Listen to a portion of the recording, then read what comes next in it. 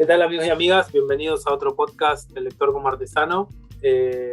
Como venimos haciendo varias veces, charlando sobre el mundo de la historieta, cada vez más, porque es un mundo que me gusta, bueno, siempre me gustó y siempre me atrapó. Y hoy tenemos una novedad editorial también, como para estrenar, muy en consonancia justo con los 40 años de Malvinas. Vamos a charlar con la autora de Turba, Memorias de Malvinas, editado por Hotel de las Ideas. Ella es Lauri Fernández, historietista, ilustradora, investigadora y docente universitaria. Tiene una trayectoria muy grande. Voy a citar algunos trabajos nomás que hizo con novelas gráficas de Argentina, Uruguay, España y Francia, con Roberto von Sprecher, Annie, Regulación y Tupamaros con Roy Leguizamo, Una última carta con Damián Connelly, El Pozo, que es ahí ella lo hizo como autora integral, y finalmente Rupturas con Laure Civier.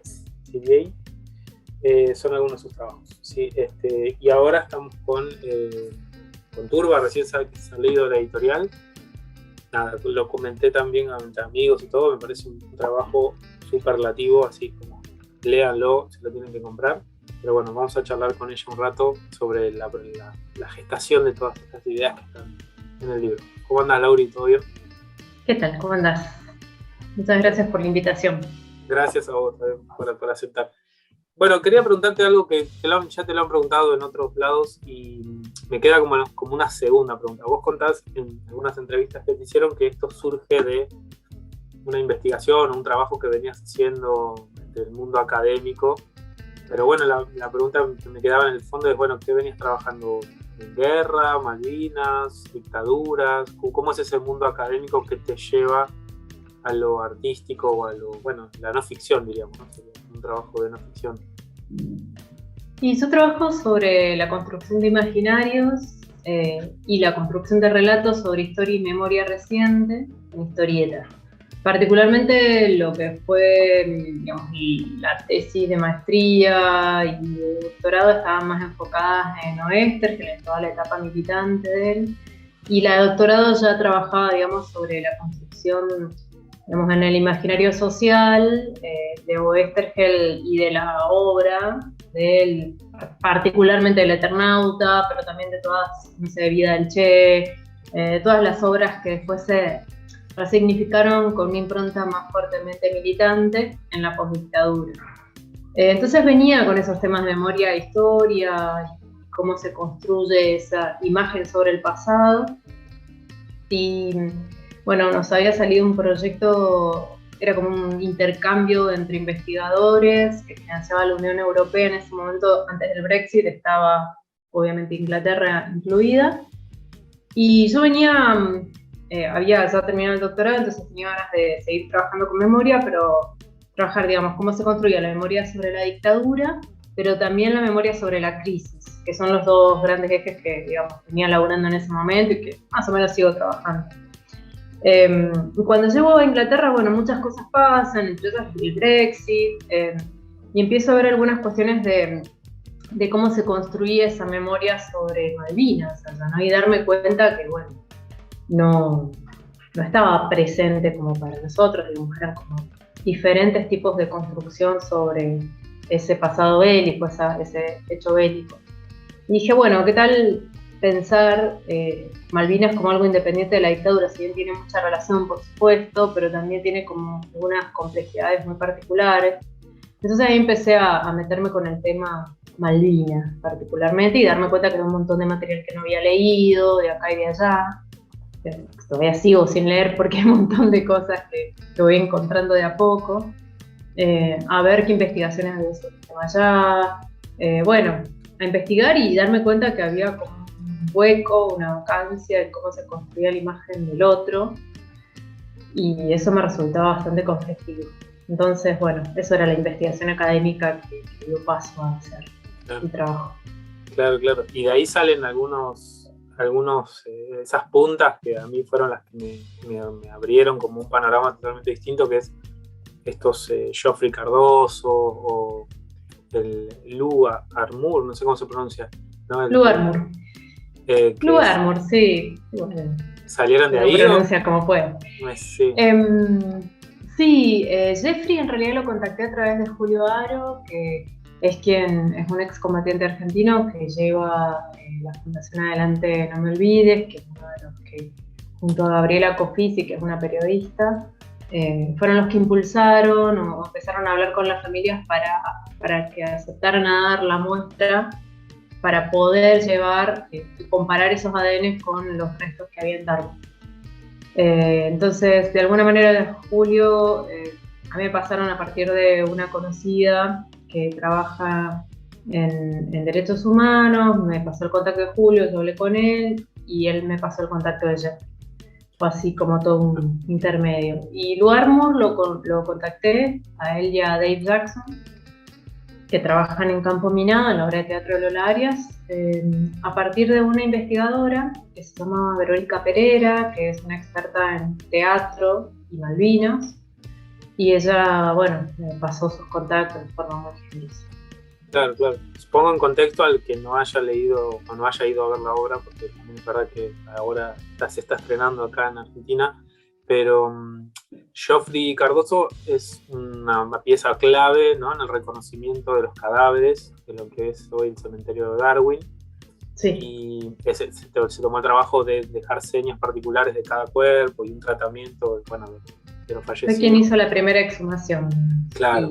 E hizo el primer informe, que después ayudó a la identificación más reciente del legado. Claro. Exacto. Y Lou Armour para mí fue icónico, el descubrirlo fue como la foto, ¿no? La foto icónica esta de la rendición, de cuando llegan los soldados argentinos y, digamos, se rinden los británicos. Fue tapa de revistas de acá. Hay un soldado rindiéndose. Acá en San Miguel, por ejemplo, recuerdo que había un mural con ese mural en la calle reproduciendo ese momento, ¿viste? Y nada, fue muy fuerte decir, bueno, la vida después de eso, ¿no? La vida de esa persona, que vos lo tratás excelente. Y te quería preguntar, desde el Vamos, vos lo encaraste como un proyecto así de investigación y que tenga el tono, digamos, porque algo muy lindo del libro es que tenés incluso esa atención del investigador, de vos misma, ¿no? Apareces como investigando. Cuando digo en general, a veces es la biografía el otro recurso más emblemático, ¿no? Tomar como distancia y solo contar.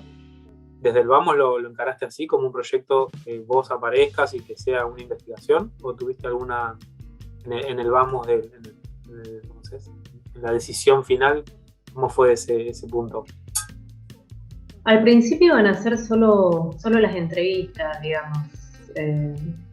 No estaba muy segura todavía si hacerlos como relatos o mostrarlos, explicitarlos como entrevistas, como está en el libro, como quedó finalmente. No estaba tan segura de eso. Pero bueno, inicialmente, como te decía, iba a ser un proyecto más chiquito. Al final se frustró un financiamiento, entonces lo continuó como un proyecto personal. Y hubo tanto problema para seguir con la investigación que me parecía interesante contar esa trastienda del trabajo académico, que generalmente no se cuenta, también basándome en otras crónicas que muestran la subjetividad de quien narra. A mí me gusta mucho el documentalismo filmado, digamos, en novelas. ¿Qué es eso? También me gusta, por ejemplo, hay una novela que se llama El Impostor, que es del mismo de Soldados de Salamina, del mismo autor, y de Cercas, Javier Cercas, que me acordé. Y me pareció excelente también en El Impostor cómo él también muestra sus reticencias con el personaje que está entrevistando, ¿no? Que resulta ser justamente un impostor.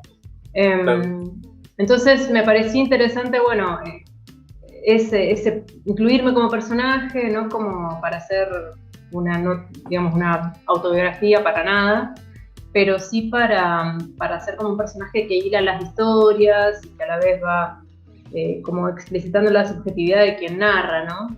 Que eso por ahí, bueno, en las novelas por ahí queda más explícito, pero en los documentales que intentan cierta objetividad, hay un distanciamiento. Todo eso, como no quería hacerlo. Fue esa decisión más bien al calor de los hechos. Iba como bocetando las páginas y también diciendo, bueno, acá hace falta contar un puente o contar esta historia como puente o poner esta anécdota. Hubo un montón de situaciones y anécdotas, elegí solo algunas, pero que bueno, que podían servir como conexión entre cada historia. Sí, para mí es otro punto que me parece que narrativamente es muy eficaz, porque te va uniendo, vos sos el hilo conductor, eso es obvio, pero a la vez las historias, no sé, de alguna manera son como esos, ¿no? Esos pedacitos de vida cotidiana, del cual también aparecen como esquirlas de la guerra o situaciones que se filtran y que le traen como esa actualidad, porque bueno, eso me parece como otro punto muy fuerte de tu obra, ¿no? Me parece que está genial eso, como mantenés ese... Lo leí de una sentada porque no lo podía dejar de leer, eso es como Qué bueno.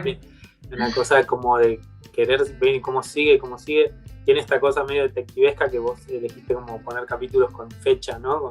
Que diciembre del 2017, 2018, entonces también atrapa eso, y bueno, y cómo sigue, ¿no? Así que en ese sentido me parece que está genial.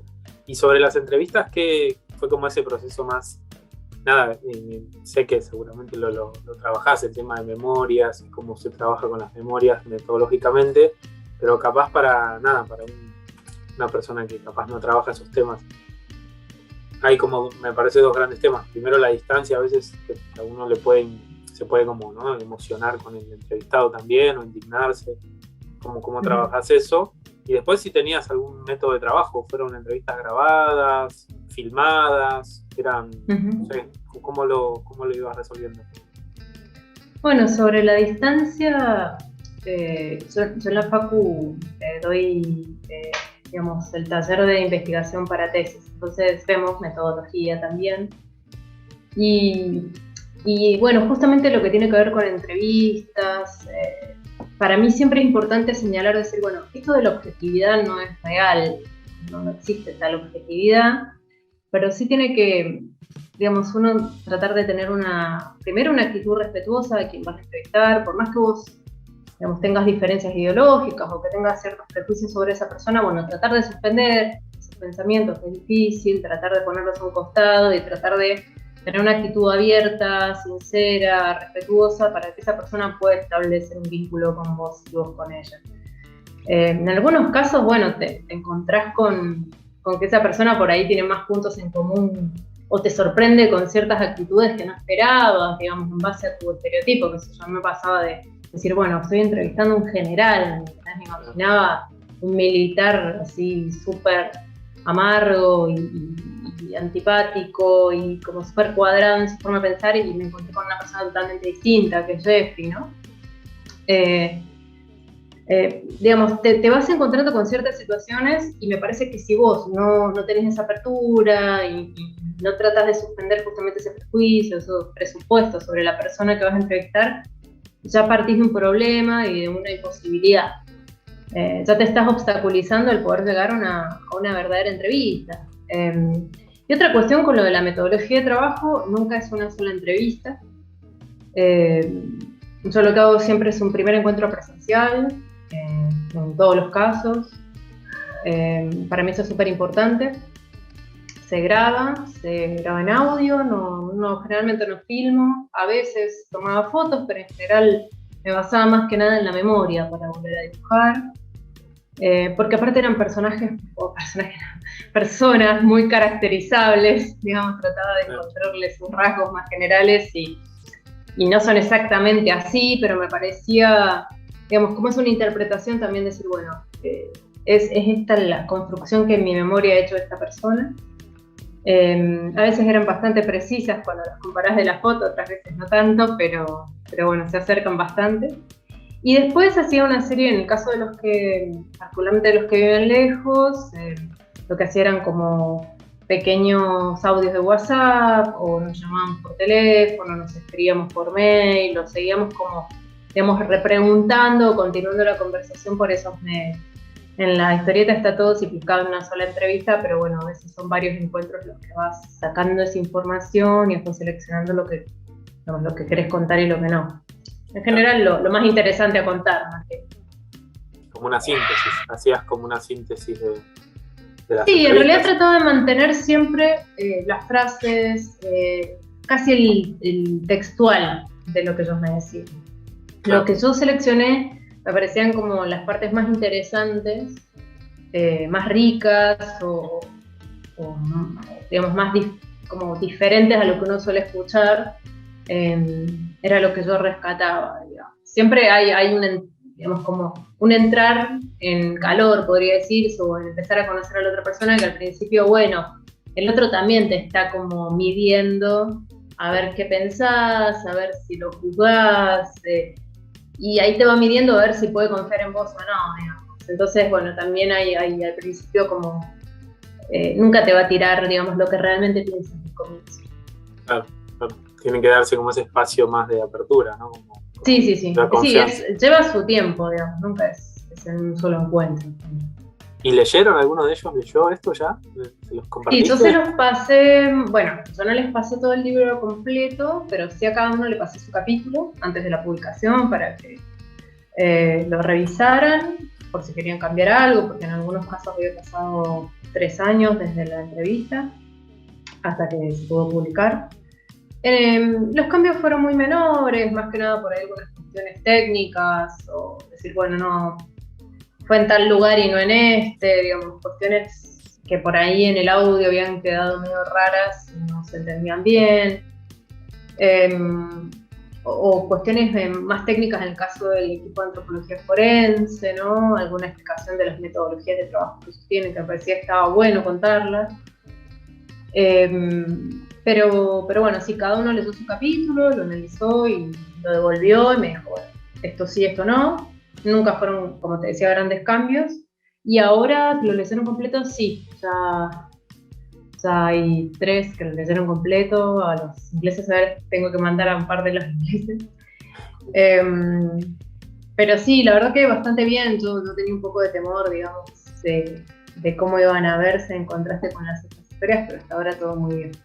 Bueno, y recién me contabas como que, bueno, preguntabas sobre la reacción, un poco hablando antes de empezar a grabar, y me decías que no esperabas la reacción o tenías como una expectativa, y bueno, pareciera, yo creo que sí, que va a seguir pasando, que se desborda, porque de verdad el boca a boca, yo lo recomendé a amigos. ¿Cómo te llega eso? ¿Cómo te manejas cuando sale un libro? ¿Sos de hacerte mucho problema cuando sale? ¿Te gusta como no tener expectativas? Era un tema como aparte muy emblemático, ¿no? 40 años. Sí. ¿Cómo lo llevaste vos en términos de autora y en términos de un tema que tiene tanta convocatoria y que cualquier persona se puede acercar al tema porque lo toca? Y es la primera vez que hago sobre un tema que tiene, digamos, relación con mis temas de investigación, con mis intereses de investigación. Porque, bueno, el pozo es ficción, entonces, bueno, es otra la recepción, obviamente, puede gustarles más o menos, pero es otra recepción, es otro público también.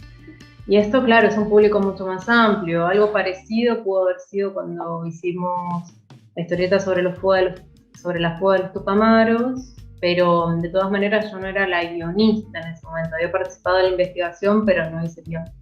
En este caso, digamos, toda la responsabilidad es mía. Entonces, claro, si hay halagos o palos, bueno, me los tengo que bancar yo. Por ahora todo muy bien, la verdad estoy muy contenta con la lectura, porque gente con miradas muy diferentes, con posicionamientos bastante distintos, lo ha leído y le ha gustado, como que me ha dado una devolución interesante. Está re bueno eso, la verdad que me sorprende bastante que tenga tanta llegada. Sí, yo creo que sí, y que me parece que son esas obras que van a trascender al público más, no me gusta la palabra nicho, pero bueno, se habla de que sí, es un nicho, y es verdad. Me parece que tiene ese potencial cautivante y a la vez interesante de que un interlocutor que capaz no es tan frecuente del mundo de la historieta le llegue. Yo al menos siempre promuevo como tratar de salir, ¿no? tanto un poco del nicho y leer ficción escrita y también gráfica, pero acá no, creo que es un gran ejemplo, y ahora quería ir a esa pregunta, la cuestión visual, la narrativa visual que vos llevas, tiene una potencia que es un gran ejemplo de una novela o gráfica o de una historieta, llamémosla como quieran, pero de lo que se cuenta con imágenes y de lo que el texto ayuda y se junta, ¿no? Y ahí te quería preguntar eso, ya también tenías definido ese uso del color, tenés un uso, yo no soy especialista ni nada, pero como lector hay momentos como de mucha intensidad de azules, hay momentos donde el rojo, ¿no? Y otros momentos como más viscerales, naranjas y ese estilo. ¿Lo definiste también en el momento o fue algo que vos tenías ganas de elaborar técnicamente con toda esa paleta de colores y emociones y cosas así? A mí el color es algo que me gusta mucho. Yo he hecho color, he trabajado como colorista, así que es algo que me encanta, me gusta mucho. Siempre casi siempre trabajo en digital y justo en paralelo a esta historieta, o sea, en realidad no en paralelo al trabajo de investigación, sino en paralelo a la ejecución de la historieta propiamente dicha, en estos 2 últimos años de pandemia, un poquito más, estaba haciendo en paralelo una historieta sobre el franquismo, toda digital, ¿no? Y realmente estaba harta de la computadora, entre que también doy clases virtuales, ¿no? En ese momento todo era virtual, estaba harta de la computadora y dije, no, lo voy a hacer. Yo ya había empezado a trabajar mientras viajaba, en 2017, 2018, 2019. Mientras viajaba yo ya había empezado a hacer algunos bocetos en acuarela, ¿no? Porque justamente en los viajes no quería andar con la compu, con la tableta, con todo lo que implica hacer, digamos, laburo digital. Entonces volví al papel, a las cosas que podía comprar. Si me iba a un lugar, iba a comprar el papel y listo, ya está, no tenía que andar cargándolo encima. Entonces, bueno, me volví a encontrar con la acuarela, que era algo que había dejado muchos años y tiene, digamos, y otros pigmentos. Entonces empecé a encontrar esa delicadeza, esa expresividad que tiene la mancha, que en lo digital no lo podés lograr de una nueva forma, pero siempre es falso, digamos, es un efecto. Claro. Un efecto inducido, no producido por el mismo material. Y bueno, había empezado como a experimentar con tintas nuevas, con colores mucho más brillantes, digamos. Dije, che, qué lindo sería hacerla toda así, tipo diario de viaje, como realmente había empezado a hacer esos primeros bocetos, esas primeras páginas de la historieta. La había hecho así, dije, bueno, lo hago todo así. Y fue eso, llevar este proyecto totalmente analógico y por el otro lado todo el proyecto digital, como 2 mundos separados.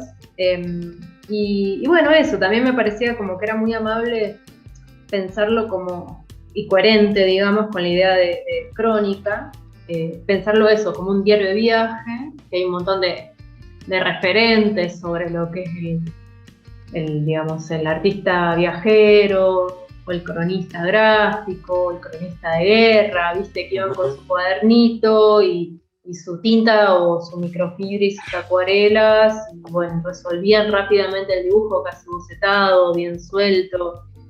Si hay un error se deja y se dibuja arriba. Digamos, esa operación me parecía muy, muy saludable para mí, en contraste con todo el laburo tan digital y tan rígido que estaba haciendo por el otro lado.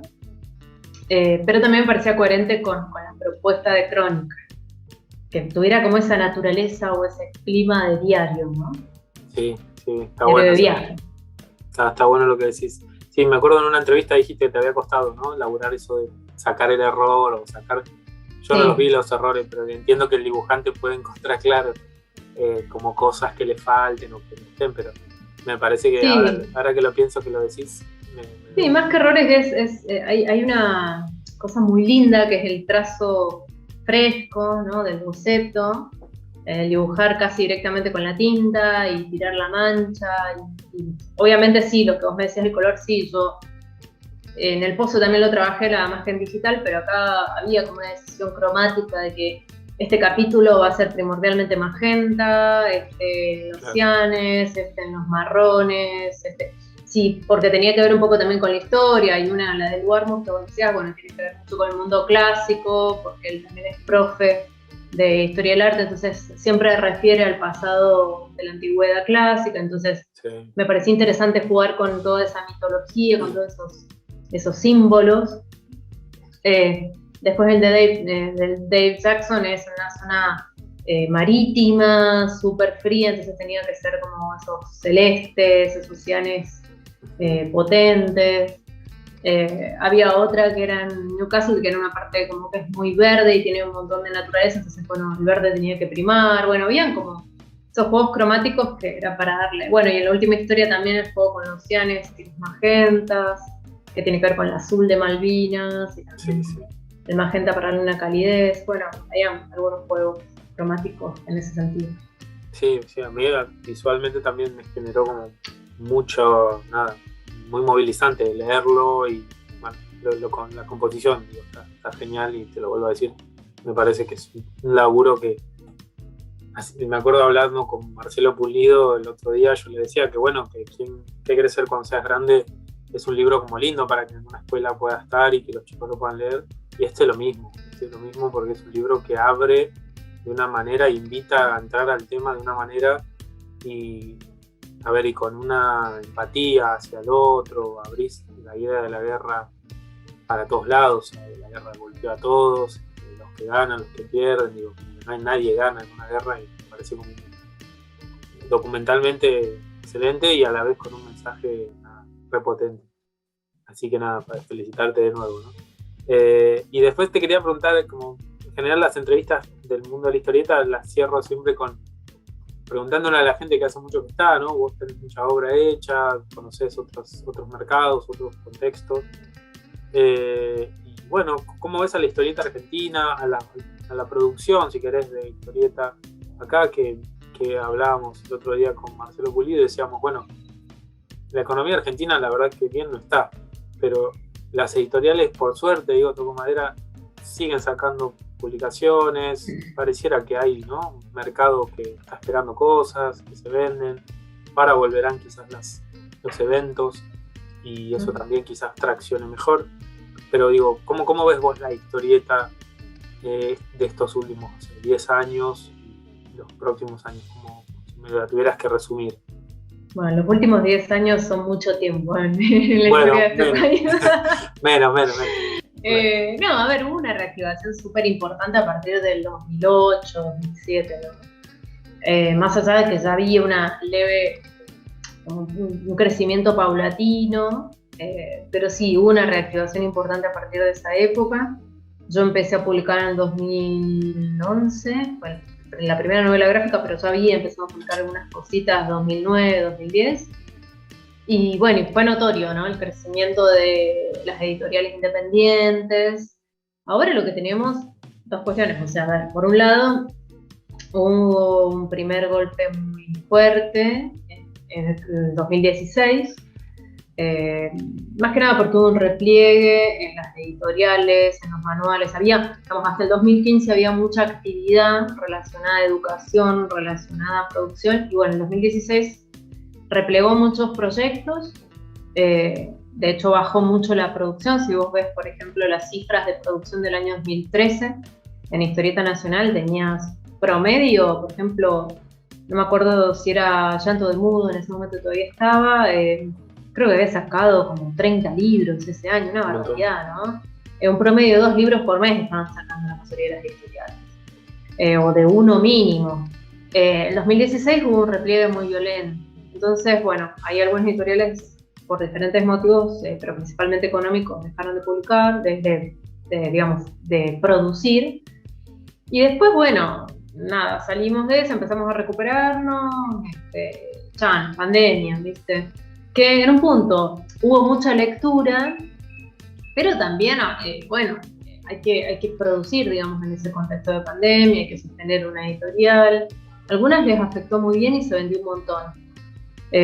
Lo cierto también es que en paralelo, sí, 2015-2016, aunque ya venía antes, hubo un crecimiento muy grande del circuito de fanzines, ¿no? Los festivales de fanzines, y eso motoriza un montón. Es como decís, lo presencial motoriza muchísimo, y es donde vos ves más diversidad, muchísima producción. Por ahí hay gente que, qué sé yo, que hace historieta durante un tiempo y después abandona, ¿no? porque se da cuenta que es un montón de laburo y que no se gana mucha plata, que digamos. Claro. Pero bueno, hay un interés de utilizarlo como medio para decir cosas, ¿no? Muchas veces es como eso, como un vehículo para hablar, o para decir lo que pensás, no necesariamente con una finalidad económica. Las que ya lo piensan con una finalidad económica, bueno, en este momento actual se está pasando una situación muy complicada, porque estamos con lo de la crisis del papel, pero también con los costos. Los costos se disparan muchísimo. En estos últimos años se han disparado un montón. Entonces, digamos, ha bajado mucho lo que es producción o edición, en realidad, pero sí se produce un montón, nada más que circula por ahí por medios autogestivos, por ferias independientes. Digamos, vos ves muchos autores y muchas autoras que publican o en redes, o se hacen su propio fanzine, ¿no? O que trabajan, por ejemplo, tienen un trabajo como ilustradores o docentes para cosas más formales, editoriales más formales, y otro laburo más personal. Yo creo que hay mucho que se está haciendo, pero claro, el tema es qué pasa con la industria acá, en este contexto de crisis, bueno, local y mundial, ¿no? Sí. Eso, bueno, hay que ver cómo no sé, en este contexto es muy complicado, pero realmente hace falta como políticas que ayuden a las editoriales independientes a sostenerse en estos momentos. Sí, coincido totalmente. Pero bueno, me parece que es un panorama.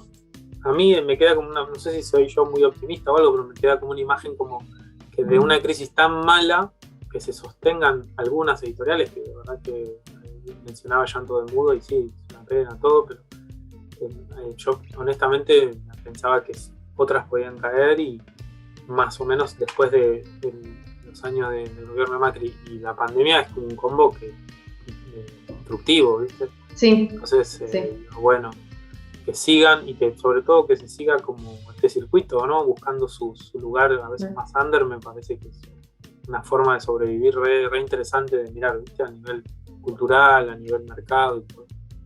Así que bueno, Lauri, no te robo más tiempo, te súper agradezco. Gracias de vuelta por aceptar la invitación a charlar un rato.